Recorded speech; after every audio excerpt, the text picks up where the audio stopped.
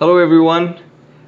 मैं एक हिंदी में वीडियो बनाना चाहता था मेरी इंडियन ऑडियंस के लिए कि इंडिया से वो आई-10 के लिए कैसे अप्लाई कर सकते हैं। मैंने बहुत सारी वीडियोस ऑलरेडी इंग्लिश में बना चुका हूँ, बट एक वीडियो समरी जिसके अंदर हम सारे टॉपिक्स कवर करेंगे, जो जो रीजंस होते हैं जिसके कारण आप आई-10 अप्लाई कर सकते हो इंडिया से, तो हम वो चीज़ कवर करेंगे इसमें। आप ये सामने हमारे फ़ोन नंबर्स हैं, अगर आपने हमें कॉल करना है तो we can get on a call और हम वो एड्रेस कर सकते हैं आपके सारे इश्यूज़।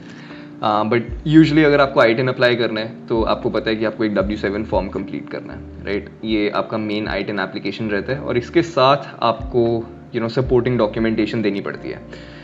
इसके अंदर अगर आप देखेंगे, राइट, इसके अंदर उन्होंने क्लियरली लिखा हुआ है कि ऑप्शंस अगर आप B, C, D, E, F और G, राइट, ये सारे रीजंस में से अगर कोई भी रीज़न आप सिलेक्ट करते हैं,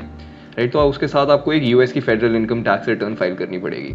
इनमें से यूजली ऑप्शन डी और E, which is dependent of US citizen या spouse of US citizen slash resident alien, ये यूजली आप पे अप्लाई होता है कि अगर एक इंसान यूएस में है और उनके स्पाउस लेट्स से इंडिया में, राइट, इमिग्रेशन पर्पसेस के लिए उनको आई-10 चाहिए, या फिर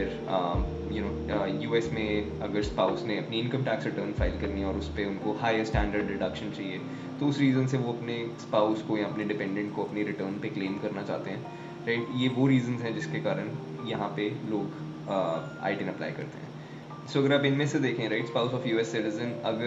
अगर एक यूएस सिटीजन या रेजिडेंट अपना टैक्स रिटर्न फाइल करते हैं, विच इज़ द 1040, उन्होंने बहुत बारी हर साल वो फाइल करते हैं अप्रैल 15 से पहले, राइट। इस साल अगर वो मैरिड हैं, राइट, उनके पास ये ऑप्शन है, मैरिड फाइलिंग जॉइंट या मैरिड फाइलिंग सेपरेट फाइल करने के लिए,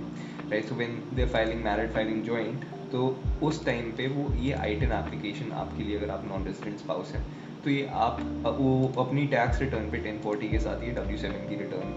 एप्लीकेशन फाइल कर सकते हैं और उसके अंदर वो अपनी डिटेल्स भी डालते हैं, right. Enter the name and social security number of the US person, right, तो वो यहाँ पे जाता है। ये वाली ऑप्शन के साथ यहाँ पे सारी आपकी डिटेल्स जाएंगी अगर आप नॉन रेजिडेंट एलियन है, और आपके अगर स्पाउस जो है वो यूएस में है तो उनकी डिटेल्स यहाँ पे जाएंगी और ये बाकी की इन्फॉर्मेशन आपकी कंप्लीट होगी। बट ये चीज़ सिर्फ 1040 के साथ ही जा सकती है,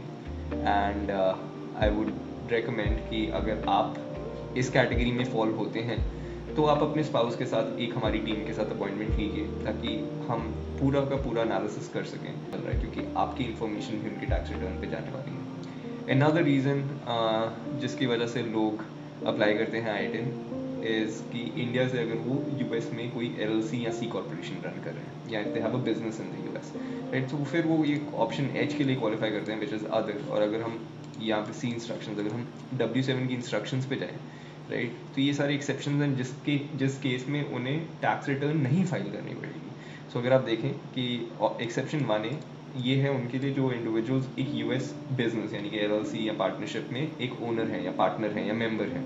राइट। उसके केस में ये LLC के ऑपरेटिंग एग्रीमेंट, EIN नंबर, वो सारी चीज़ें जाती हैं ये W7 फॉर्म के साथ। अगर आप अपना बिजनेस एक्सपैंड कर रहे हैं, आपको वहाँ पे बैंक अकाउंट चाहिए या कोई भी और रीज़न की वजह से आपको आई-10 चाहिए, राइट, और आपका यूएस में बिजनेस है, देन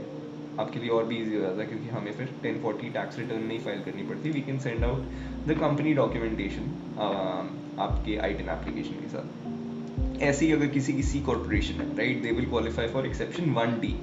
विच इज़ कि अगर उनको डिविडेंड्स मिल रहे हैं लेट्स से अपनी C कॉर्पोरेशन से, राइट, क्योंकि C कॉर्पोरेशन और LLC में काफ़ी फ़र्क है, एंड हम दोनों बिजनेसेस के साथ डील करते हैं, तो अगर आपके कोई भी टैक्स क्वेश्चन है you can reach out to us. But हाँ, एक C कॉर्पोरेशन अपने ओनर को डिविडेंड्स देती है, राइट। अगर